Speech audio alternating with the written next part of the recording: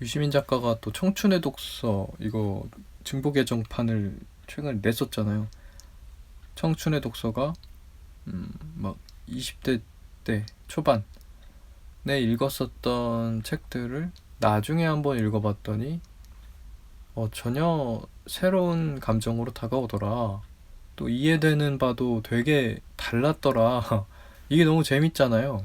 그러니까 요 재밌었던 자기의 요 포인트를 책으로 낸 거죠. 저도 이제 비슷했던 것 같아요. 물론 책에 국한된 얘기는 아니고 예전에 알았었던 음악이라든지 가수라든지 이런 사람들 다시 보이는 거예요. 최근에 좀 그랬었어요. 예를 들어서 지금 생각나는 거 리사 오노 같은 경우에 일본 어, 재즈, 클래식 이쪽에 아주 대가시고 그리고 아주 미인이시고 분위기도 굉장히 기품 있고 그랬었던 사람이잖아요. 저 때는 굉장히 유명했단 말이죠. 그래서 리사 오노의 음악 당연히 한 번쯤은 빠져 봤었고요.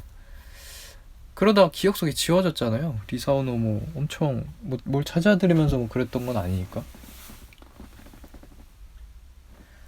근데 이제 한두 달 전인가 이제 한국에 내한 공연이 있어서 이상순 라디오에 나와서 이제 홍보하느라고 리사 오노를 오랜만에 본 거예요. 감흥이 남달라요. 진짜.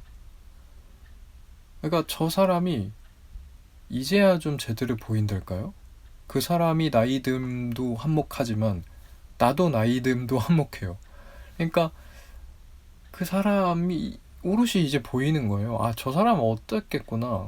어떠한 상황에서 이렇게 지금에 와 있었겠구나. 음악은 어떻게 어떤 감정을 했겠구나. 이런 게 좀 느껴진달까요? 그리고 또 내가 기억하는 모습도 그대로 남아 있기도 하고 또 나이 들어서 좀 변한 부분도 있기도 하고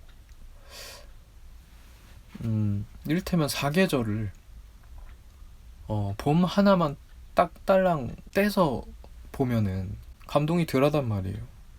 근데 봄, 여름, 가을, 겨울하고 다시 봄을 봤을 때는 거기서부터 이제 느껴지는 바가 진짜 어마어마하게 달라지거든요. 그런 거죠. 그러니까 저의 30대는 지금 그런 걸 느끼고 있는 것 같아요. 봄을 이렇게 계절을 한번 지나서 다시 보는 느낌이에요. 그런 와중에 이제 5.18도 그 중에 하나였다는 거죠. 아유, 지금은 잘 돌아왔어. 경로를 이탈했다가 지금은 아주 자연스럽게 잘 귀로했네요. 5.18 민주광장에서 5.18 행사를 매년 합니다. 거의 늘 봤던 것 같기는 해요. 지금 기억을 다시 해보니 이렇게 또 뜨잖아요. 유튜브 내가 맨날 하니까. 그 유튜브에 행사하는 게 생중계로 뜬단 말이에요. 그럼 봐요. 근데 봤을 때 그렇게 올해처럼 무언가 끈적끈적하게 느껴졌었던 적은 없었던 것 같아요. 내가 38해 동안 그것을 심심치 않게 계속 봤을 텐데 이번만큼 그것이 진짜 바로 어제 일처럼 내가 느껴졌었던 적은 없었던 것 같아서 야, 참 이런 것들이 얼마나 많을까라는 생각도 들고요. 어쨌든 올해는 그 유튜브를 보는데 그 역사적 진실이 진짜로 온전히 전해진 것 같아요. 지금까지는 온전히 내가 넘겨받은 적이 없었던 것 같아요. 저는 이제 삐딱이 기질이 있기 때문에 어, 이를테면 5.18 민주항쟁이 그냥 예전 중고등학교 때 국사 책에서 그냥 학습해야 되는 그냥 거리로서만 지금까지 이어져 왔던 것 같아요. 남아서 안타깝게도. 근데 그쵸, 윤회 계엄 선포라든지 이것과 연관돼서 그 헌법에 대해서 보고 그 헌법이 수호하고자 하는 바가 무언가를 굉장히 잘 담고 있었던 일이었으니까 이게 이제 제 나름대로는 가장 밀접하게 와닿은 거예요. 최근에 아니 어떻게 이런 일이 있을 수 있나 이게 이제 이제야서 막 느낌이 드는 겁니다. 그 와중에 이제 이 소년이 온다도 보니까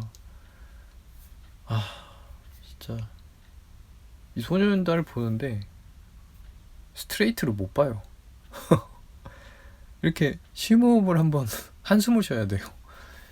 이렇게 고개를 젖혀가지고 위를 한번 보고 한숨 한번 쉬고 다시 봐야 되고 이래요.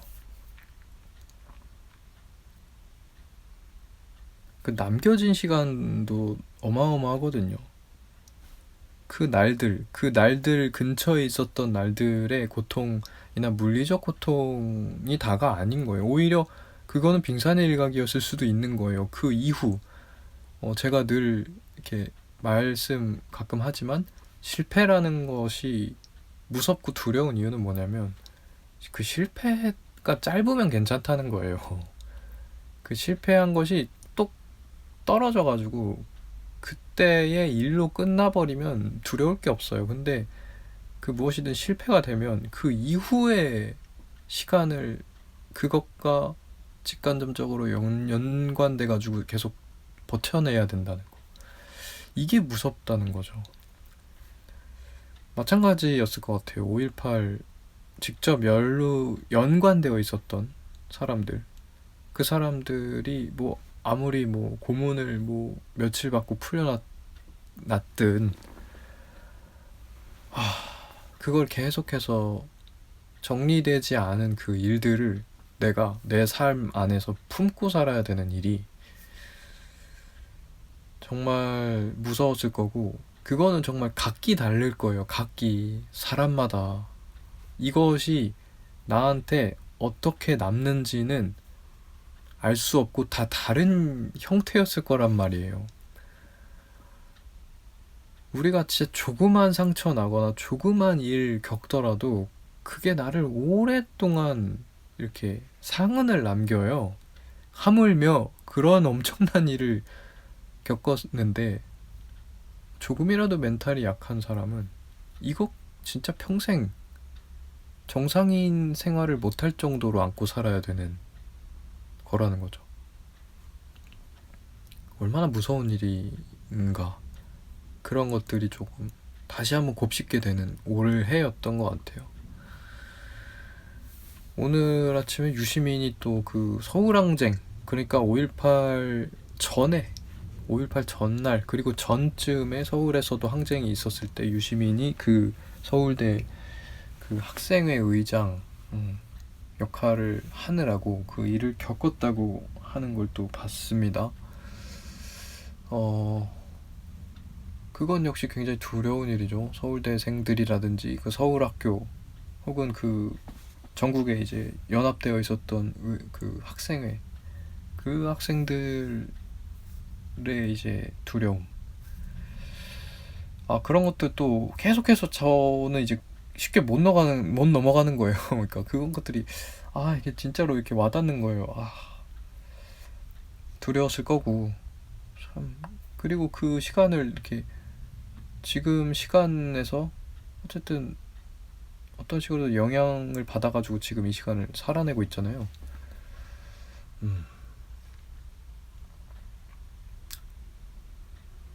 그리고 자주 접했었던 표현 중에 하나가 이제 과거가 오늘을 살린다. 그럴 수 있는가?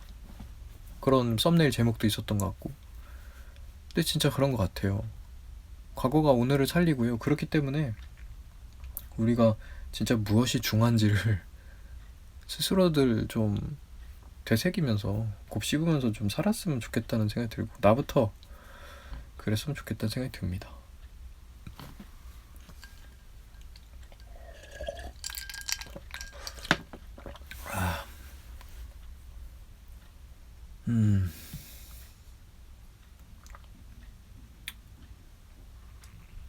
나 같으면 어땠을까라고 생각이 들어요.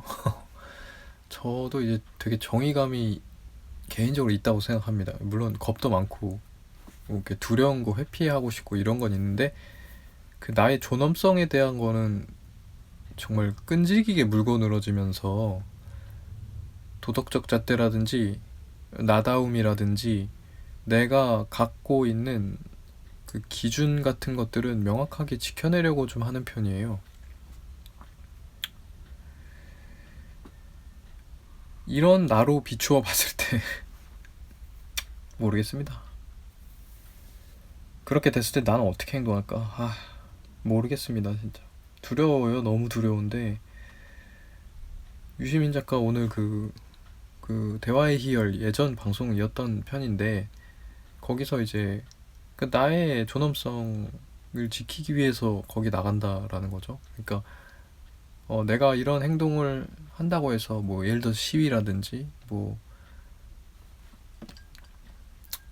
그런 거 있잖아요. 그런 거 왜 하냐? 안 바뀌잖아. 결과적으로 안 바뀌는데 왜 하냐라고 했을 때 그 이유를 생각해 보자면 그거는 바뀌기를 기대해서 하는 게 아니다. 결과는 이미 중요한 게 아니다.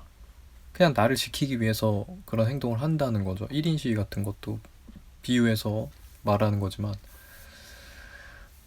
나의 존엄성, 내가 떳떳하기 위해서, 그러니까 도덕성 이런 것들이 되게 중요한 사람들이 따로 있어요. 진짜 그런 거는 진짜 못 참겠다. 나의 존엄성 이런 건 지켜야겠다. 그리고 다시 생각해보면 그런 사람들 꽤나 있는 것 같아요. 근데 그걸 발현 할 일이 없으니, 그러니까 그게 다행인 일이죠. 뭔 일이 자꾸 있어가지고 그걸 극단적으로 자꾸 발휘해야 될 일이 많다는 거는 참 슬픈 일이고 그러면 안 되는 일이잖아요. 그래서 발현할 일이 없어서 그냥 그냥 있는 듯 보이지만 생각하건대 저같이 이런 도덕성이나 개인의 존엄성을 지켜내는 것을 꽤나 중요하게 생각하는 사람들 굉장히 많을 것 같고 뭐 이번 같은 경우 이제 투표로 그게 또 반영이 되겠죠. 투표. 우리가 또 할 수 있는 일, 나의 존엄성을 지켜내는 일이 피하지 않는 일, 나를 지켜내는 일이 곧 투표가 되니까 투표율에서 아마 그게 많이 반영돼서 결과로 벌어질 것 같다는 생각이 듭니다. 아마도 꽤나 많은 투표율이 예상이 돼요.